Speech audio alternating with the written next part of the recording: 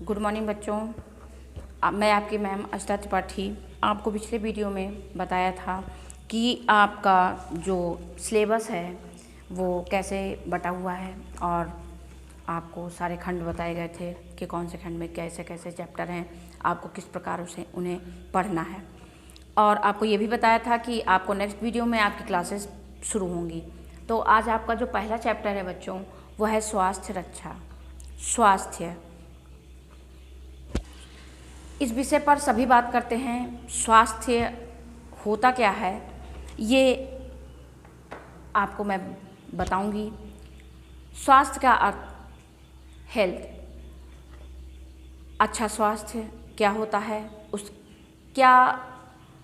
उसकी परिभाषा है, कैसे उसे पहचाना जाए कि हम स्वस्थ हैं या नहीं, या अगला व्यक्ति स्वस्थ है या नहीं, हम यानी कि हम अच्छे स्वास्थ्य की पहचान किस प्रकार करेंगे। तो बच्चों, अच्छा स्वास्थ्य उत्साह का प्रतीक होता है। यदि आपको किसी कार्य को करने में उत्साह का अनुभव होता है, किसी भी कार्य में आपकी क्रियाशीलता बनी है, उसके प्रति आप उदासीन नहीं हैं, तो आप स्वस्थ हैं। एक बहुत ही स्वस्थ हृष्ट-पुष्ट दिखने वाला व्यक्ति भी यदि क्रियाशील नहीं है, कार्य के प्रति उसमें उत्साह की कमी है, तो वह स्वस्थ नहीं माना जाएगा। और एक दुबला पतला व्यक्ति भी यदि क्रियाशील है और कार्य करने के प्रति उसमें उत्साह है, तो उसे स्वस्थ माना जाएगा। यानी बाहर से देखकर हम यह नहीं बता सकते कि कोई भी व्यक्ति स्वस्थ है। इसका परीक्षण हम स्वयं कर लेते हैं। हम स्वयं कर सकते हैं कि हम स्वस्थ हैं या नहीं। यदि हम किसी भी कार्य के प्रति अपनी जो हमारी एक्टिविटी है, क्रियाशीलता है, वह अच्छी होनी चाहिए। यानी कि जिस कार्य के प्रति हमारा जैसा रिएक्शन होना चाहिए वैसा अगर नहीं है तो हम स्वस्थ नहीं हैं। अब स्वास्थ्य रक्षा क्या है? तो स्वास्थ्य रक्षा स्वास्थ्य के ऐसे नियम जिनका अनुसरण करने से, जिनको प्रयोग में लाने से हमारा स्वास्थ्य अच्छा बना रहता है, हम निरोगी रहते हैं, हम रोगों से दूर रहते हैं, वह स्वास्थ्य रक्षा कहलाती है।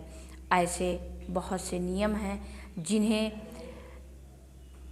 चिकित्सकों द्वारा, वैज्ञानिकों द्वारा बनाया गया है। अनेक प्रयोगों, परीक्षणों के बाद चिकित्सकों ने कुछ ऐसे नियम बताए जिनको प्रयोग में लाने से, जिनका अनुसरण करने से हम रोगों से दूर रहते हैं और हमारा स्वास्थ्य जो है वो अच्छे स्वास्थ्य की ओर अग्रसर होता है। स्वास्थ्य रक्षा का क्षेत्र, तो इसका क्षेत्र बच्चों बहुत ही व्यापक है। प्रत्येक व्यक्ति को, प्रत्येक नागरिक को, यहाँ तक कि प्रत्येक बच्चे को भी इस चीज़ का ज्ञान होना चाहिए कि हमें किन नियमों का पालन करना चाहिए और किन को अवॉइड करना चाहिए, किन से हमें दूर रहना चाहिए। किन इन नियमों को प्रत्येक नागरिक तक पहुँचाना चिकित्सकों का कार्य है, अध्यापकों का कार्य है कि शुरू से ही, प्रारंभ से ही बच्चों को ये बताया जाए कि आपको अच्छी आदतों का निर्माण किस प्रकार करना है। और सबसे पहला कार्य तो माता का होता है, क्योंकि माता ही बच्चों के साथ प्रारंभिक 4-5 वर्षों तक जो बच्चा होता है वो माँ के संपर्क में सबसे अधिक होता है। इसलिए भारत जैसे देश में, जहाँ की शिक्षित जनसंख्या की मात्रा यदि ज़्यादा है, तो जो अशिक्षित लोग हैं उनकी भी संख्या कम नहीं है। तो सभी को, चाहे वो शिक्षित हो या अशिक्षित हो, प्रत्येक नागरिक तक, प्रत्येक माता तक ये जो स्वास्थ्य रक्षा के नियम हैं उन्हें पहुंचाने का कार्य सरकार का है। किसी भी प्रकार, किसी भी तरीके से ये बात, स्वास्थ्य रक्षा के नियमों की जानकारी प्रत्येक नागरिक को उन तक जरूर पहुंचनी चाहिए। और प्रत्येक नागरिक यदि इन नियमों को जान जाएगा तो जो आने वाली पीढ़ियां हैं, आने वाले नागरिक हैं, वो स्वस्थ नागरिक बनेंगे।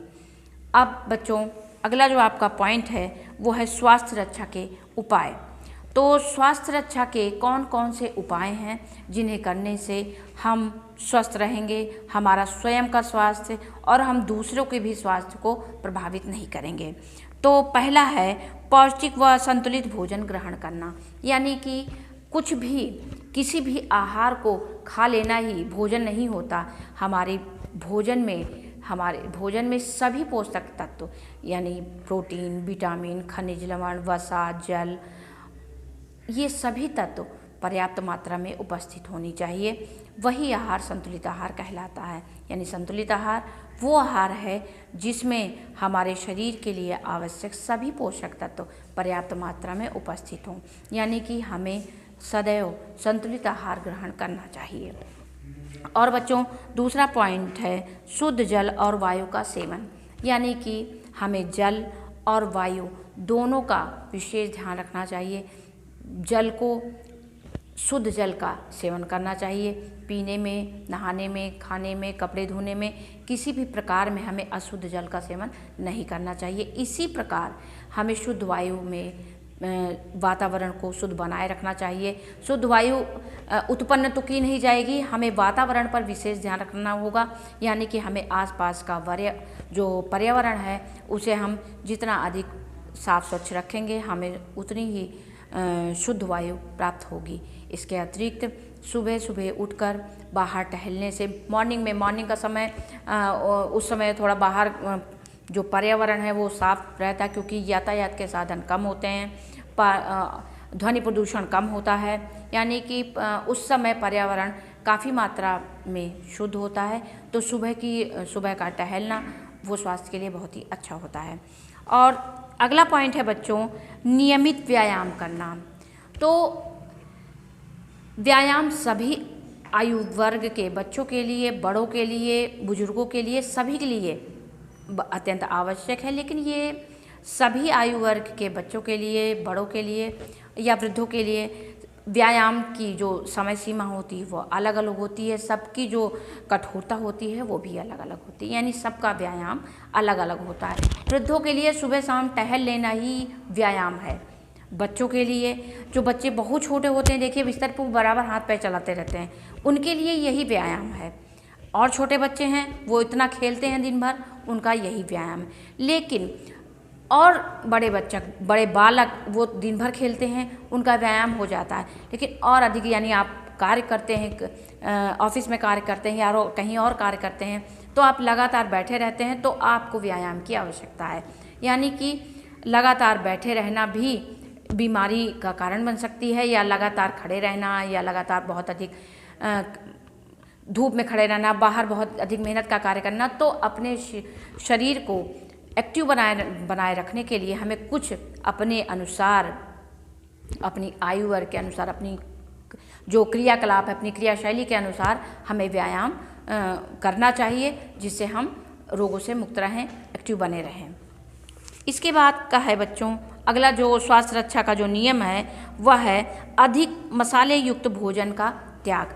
यानी कि भोजन सादा, हरी सब्जियों, फलों से भरपूर हो, दूध हो, लेकिन मसाले उसमें कम मात्रा में रहें।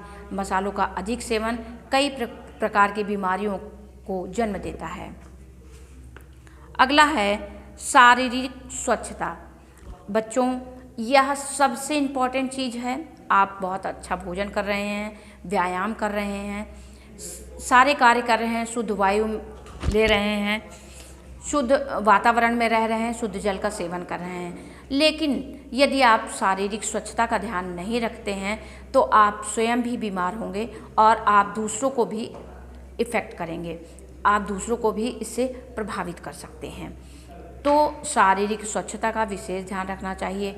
नहाना, कपड़े धुलना, वस्त्र, बाल, इन सब चीज़ों का, नेल्स, इन सब चीज़ों का हमें विशेष ध्यान रखना चाहिए। शारीरिक स्वच्छता में शरीर का वो प्रत्येक अंग आता है जिसे